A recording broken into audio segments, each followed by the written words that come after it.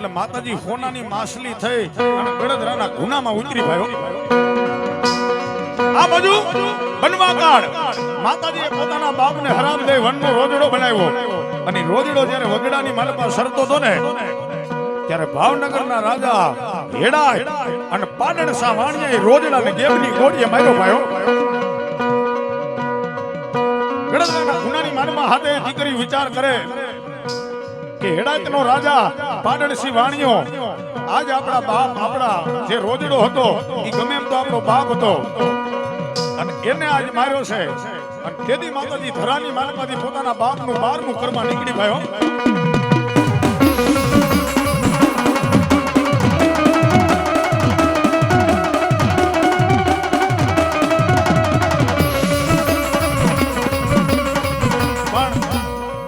દુનિયાની મનમાં નિયમ છે બાપ મરે એટલે એનું બારમું પોતાનો દીકરો કરે પણ મામડીઓ ચારણ રોજડો જે મેળ્યો ને એનું બારમું એની હાથે દીકરીઓએ કર્યું હતું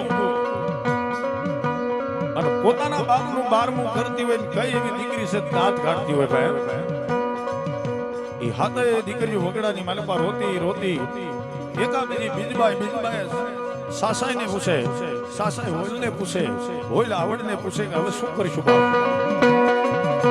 ત્યારે મરસિયા રાગની માલમાં માતાજી ખોડિયાર બોલ્યો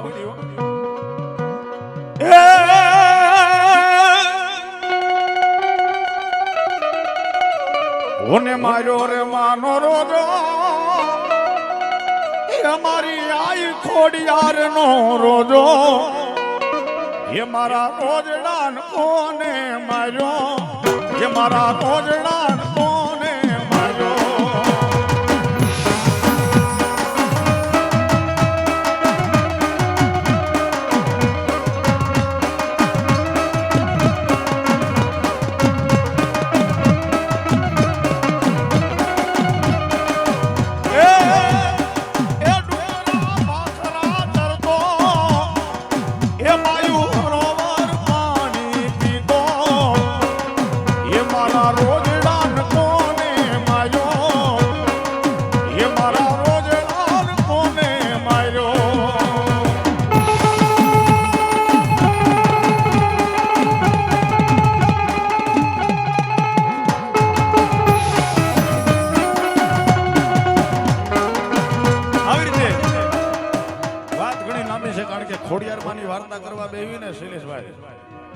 એટલે માતાજીની વાર્તા હાડી હાથ પાંખીની થાય.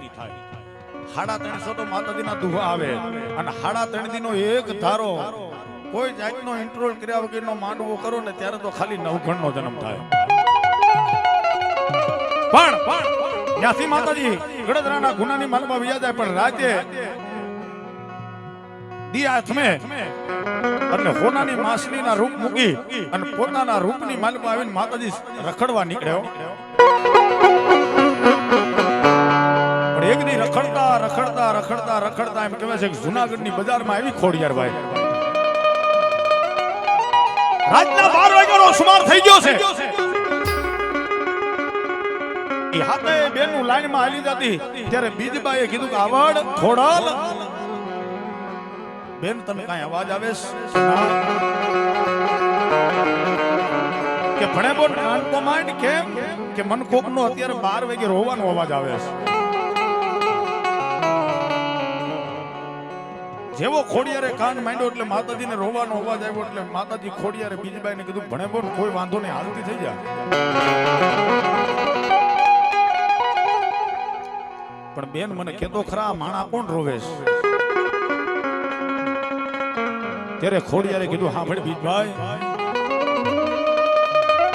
આ બીજું કોઈ નથી રોતો પણ આ જુનાડાનો ધણી 9 વર્ષ 9 પરજુનો ધણી રાખવાટ રોવે છે બાબો. કેમ એને વળી શું દુઃખ જેની આગળ 9 પરજુ 9 ખોરઠ એનો ધણી હોય અને ઈ રોવા બેહે એનું કારણ કે એનું કારણ એક જ છે કે હમણાં 2 દી પહેલા દ્વારકાથી હાંગડો વાઢેર એની બેનને પરણવા આવ્યો હતો અને કાપડાની માલપા હાલતી વેળાએ વેલડાની માલપાથી પોતાની બેનને માગવાનું કીધું તેથી રાખવાટે માગવાનું કીધું તેથી પોતાની બેને પોતાના કડની મોંમાં માગી બાકી કે રાકવાટે તો દાંત કાઢતા કાઢતા મોમાય કાપડાની માલિપા આપી દીધી, પણ હવે રાત પડે 12 વાગે એટલે હવે કળ વગરનો ખવાટ રોવે છે બાપ.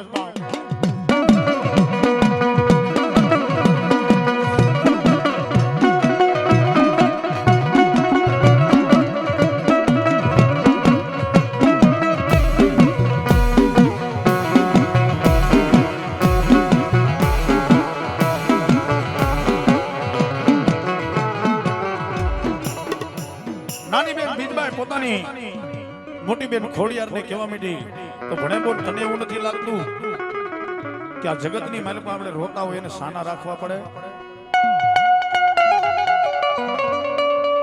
ખોડિયારે કીધું બેન મુંજામાં, પણ હજી એનો સમય નથી પાક્યો. પણ જા એ બીજબાઈ તને હું ખોડિયારા જુનાગઢની બજારની માલિપા વસંત દઉં છું કે સમય આવે અને જુનાડાની માલિપા જો કડની ખાઈને નો બેહું તો મામડિયા ગઢવીની ખોડિયાર નો કે બાપ.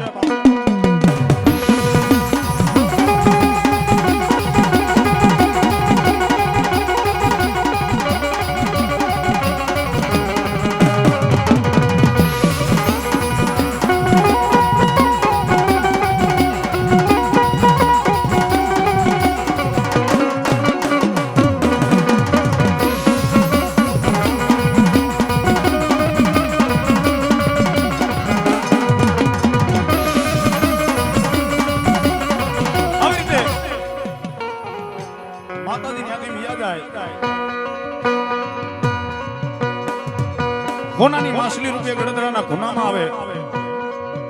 હવારનો દીવું કે ભલે ઉજ્યા ભાણ તમારા ભામણા મરણ જગ માય પછી રાખજો કશું પર આવતણાવ.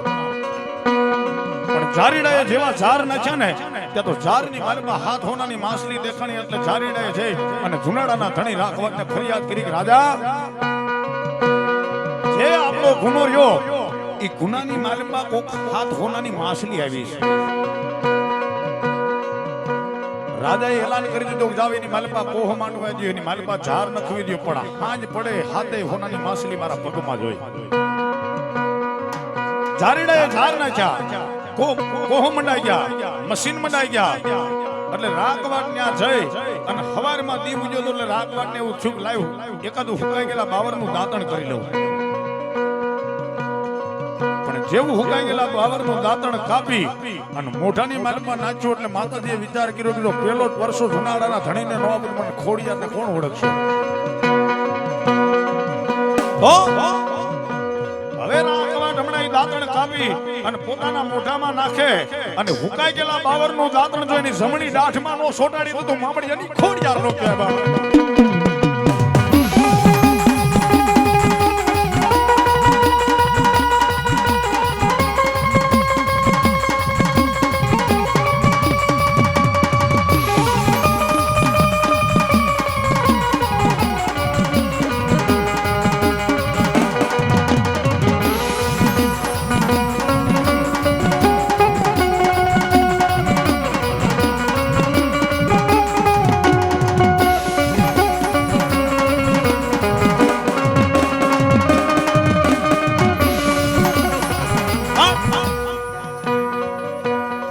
જેવું જમણી દાઢીમાં માલપા દાંતણ સોટી ગયો એટલે રાખવાને એવું લાગ્યું કે આ હાથ હોનાની માછલી નથી, આ કોક દેવ શક્તિ છે.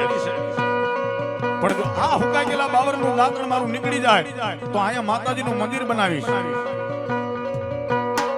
અરે મંદિર બનાવીશ એટલું તો નહીં, પણ મારી કળની કરીને એને બિહારીશ. વરી રાખવાને વિચાર કર્યો કે જો ખરેખર કોક ધર્મ હશે અને એનું બહેણું થશે તો મારા રાજની માલપા 6 રાણી છે. 6 રાણી હોવા છતાં મારા જુનાડાની માલપા દીકરો દીકરી બાળો હાથ નથી. સમય દાતા એ દાંતણ મુક્ત થઈ જાય, માતાજી બે વાતો કરી જાય અને ન્યા માતાજીનું મંદિર બંધાય. પણ એક દી રાખવાટ પોતાનું લાવ લશ્કર લઈ અને માતાજીના મંદિરે જઈને માતાજી ખોડિયારને કીધું કે હે માં, આ જો મેં તને મારા કુટુંબની માલપા મારા કળની માલપા જો કળની કરીને બિહારી હોય તો મળી મારા જુનાડાની માલપા 6 રાણી છે છતાંય બાળો હાથ નથી, દીકરો દીકરી નથી. તેથી ગળદરાના ઘાટની માલપા ખોડિયાર બોલી કે જા રાખવાટ 6 રાણી છે પણ પારગઢના પાદરની માલમાંથી હુમલદેવ પરમારને પરણી આવ્યો અને કદાચ 9 મહિના અને 13 દિવસ જો દૂધના સદર જેવો દીકરો દોત માંજે મામડિયાની ખોડિયારે દીધો બાપ.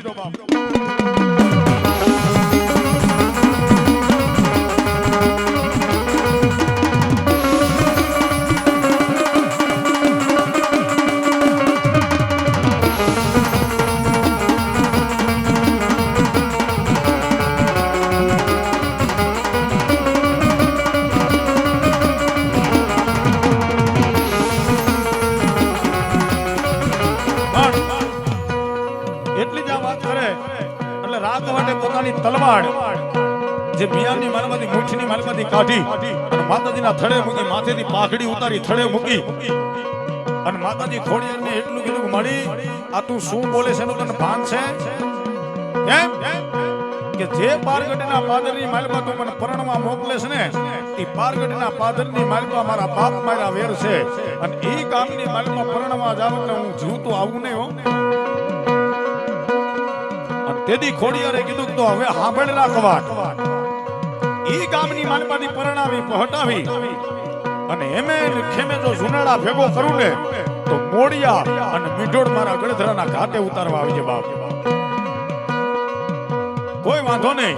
અને બીજી શરત ઈ કે તારું જે વેલડું હોય ને ઈ વેલડાને શણગારી અને જેની માલિપા ખાંડું મૂટ્યું હોય એની માલિપા જો 80 વર્ષની ડોહલડી બની અને હે રાતવાન તારી સાંડડી બની જો તારા જાનના ગીત નો ગાતો મામડી એની ખોડિયાર નો કહેવા.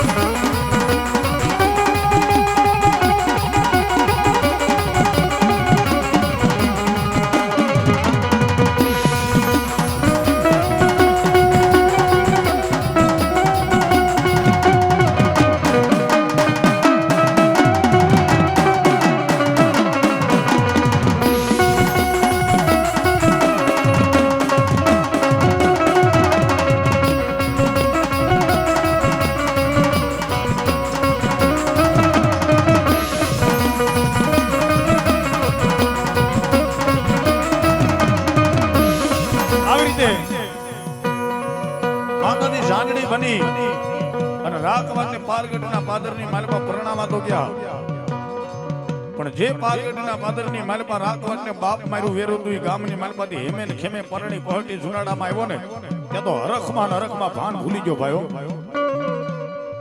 મોડિયા અને મીઠોડ બે તુલસીના કેરે ઉતાર્યા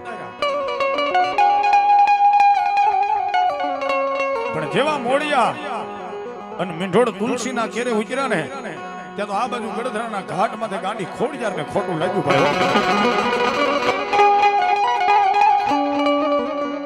માતાજીએ વિચાર કર્યો કે રાખવાડ ભાન ભૂલ્યો છે, રાખવાડની મતી બગડીશ. આજ મારી ખોડિયાર હારે રમત કરી ગયો છે પણ આ હુમલદેવ પરમાર જે અત્યારે પરણીને લઈને આવ્યો ને એના 55 વર્ષ થાય ત્યાં લઈ જો કદાચ દીકરો થવા દઉં તો હું મામડીની ખોડિયાર નો કહેવાયો.